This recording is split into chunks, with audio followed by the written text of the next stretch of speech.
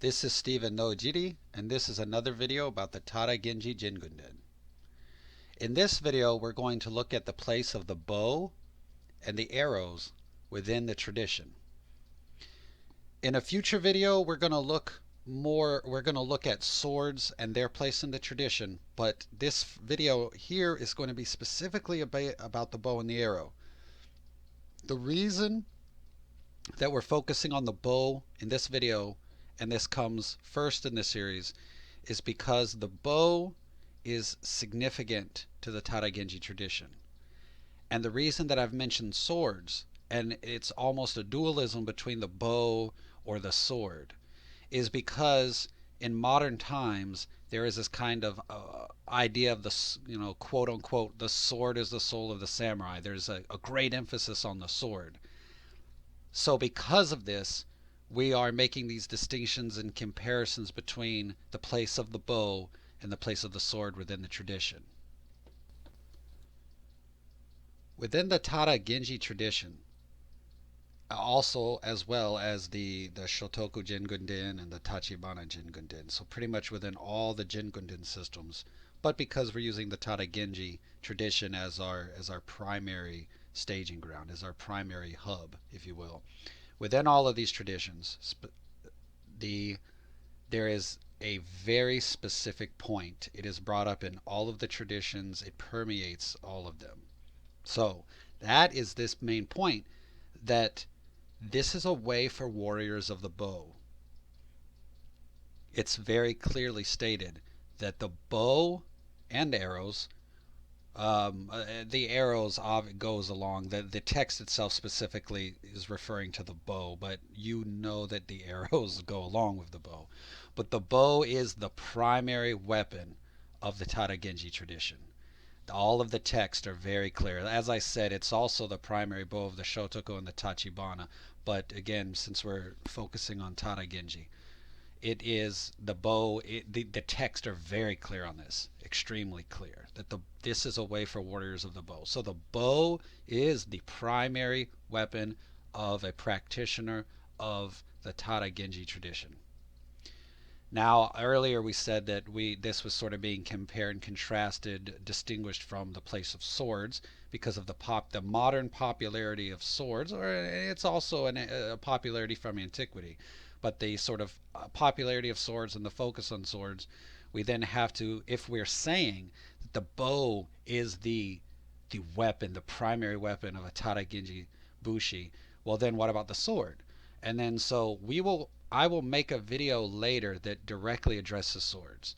But at this point, I'll just say that swords are considered secondary weapons, even so far as to say that it's almost the place of a tool or an implement. Um, and also, more often, the sword is actually a ritual amulet or a ritual implement more than a weapon. So swords do have a place within the Tada Genji tradition, but as weapons, they are a minor weapon or a secondary weapon, a tool. Um, and there's actually a big place for them, but as ritual implements, not as weapons. So within the Tada Genji tradition, this video is not going to go in depth. These videos are always brief overview. So there are different types of bows for wars, for rituals. One specific teaching is 12 different types of arrows, such as, and this is refers not just to the arrow itself, but also to the arrowhead. So different types of arrows or different types of arrowheads, such as blunt tips, forked tipped, etc., etc.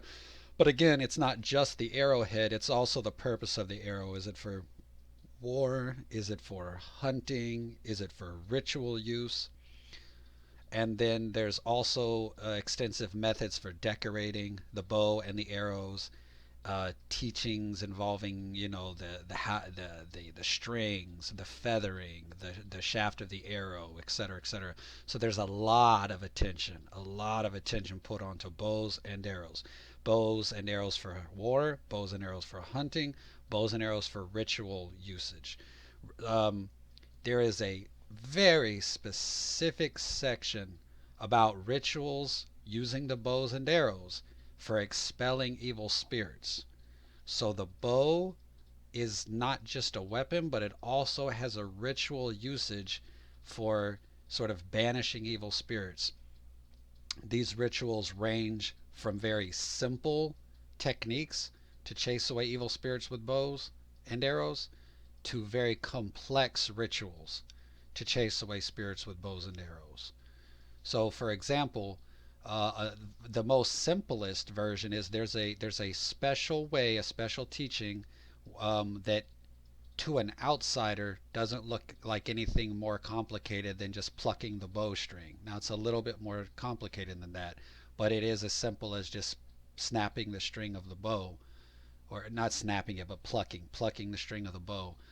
And then that evolves. Then that's the simplest version, and then you have very large complex ceremonies in which the bow has to be a certain type of bow, decorated a certain way, certain number of arrows decorated a certain number of way, certain number of tables with certain offerings here, this is done there.